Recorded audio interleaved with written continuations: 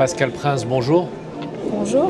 Bienvenue dans notre émission Parole d'experts. Vous avez choisi de nous parler de la nouvelle convention franco-luxembourgeoise. Alors pourquoi une nouvelle convention ? Eh bien, la convention actuelle entre la France et le Luxembourg date de 1958. Donc elle est très ancienne. Elle a fait l'objet de plusieurs modifications au cours des dernières années par des avenants, mais elle n'était plus vraiment adaptée aux standards internationaux et surtout on considérait qu'il y avait des clauses particulièrement avantageuses pour les investisseurs luxembourgeois qui investissaient en France. Donc on voulait remédier à ça. Alors quels grands changements ont été introduits justement ?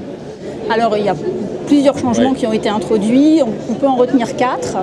La notion de résident fiscal qui peut bénéficier de la convention, les modalités d'imposition des dividendes quand une société française distribue des dividendes à son actionnaire luxembourgeois.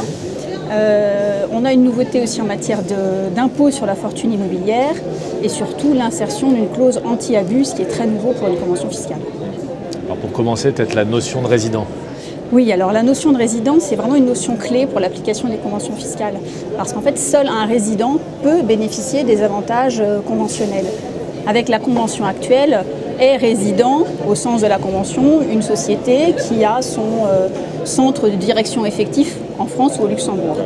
Et en fait, avec la nouvelle convention, il faut pouvoir être assujetti véritablement à l'impôt en France ou au Luxembourg pour pouvoir bénéficier de la convention. Donc il suffit qu'on soit en présence d'un organisme ou d'une société qui soit exonérée d'impôts et on ne peut pas bénéficier de la convention. Et en matière de dividendes, vous évoquiez des changements aussi. Oui, alors en matière de dividendes, sans rentrer trop dans les détails, aujourd'hui la convention prévoit, si on est en présence d'un actionnaire à 100% d'une société française, donc un actionnaire luxembourgeois à 100% d'une société française, on a une retenue à la source de 5%. En fait, cette retenue à la source ne s'applique pas si on peut bénéficier du régime MERFI qui résulte de la directive européenne. Et avec la nouvelle convention, on prévoit en fait un régime d'exonération dès lors qu'il y a une détention directe de plus de 5% dans le capital de la société française.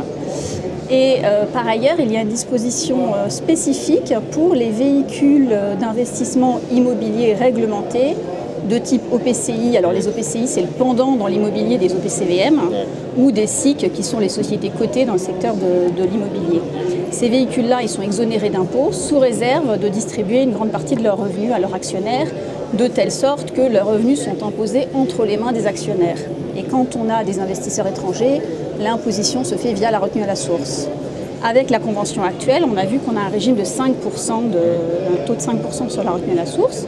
Et la nouvelle convention en fait fait un renvoi au droit interne pour déterminer les modalités d'imposition via la retenue à la source.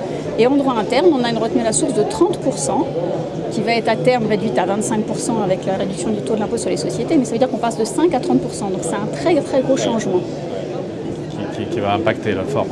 Voilà, donc après il y a des modèles, il y a des façons d'essayer de réduire ça. Par exemple, quand on a un véhicule qui est détenu par un organisme de placement collectif luxembourgeois, il faut respecter un certain nombre de conditions, mais c'est vrai que c'est un gros bouleversement dans le paysage conventionnel. Pour finir, s'il y avait une chose à retenir.